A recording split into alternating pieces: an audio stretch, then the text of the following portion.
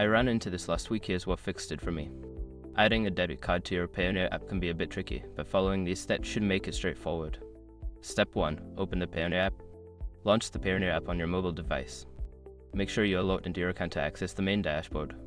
Step 2. Navigate to the settings. Once you're on the dashboard, look for the settings icon, usually represented by a gear symbol. Tap on it to enter the settings menu. Step 3. Select bank accounts. In the settings menu, find and select the option labeled bank accounts. This is where you can manage your linked payment methods. Step 4. Add a new debit card. Tap on the Add New Card button. You will be prompted to enter your debit card details, including the card number, expiration date, and CVV. Step 5. Confirm and save. After entering your card information, review it for accuracy. Tap Confirm to save the card to your account.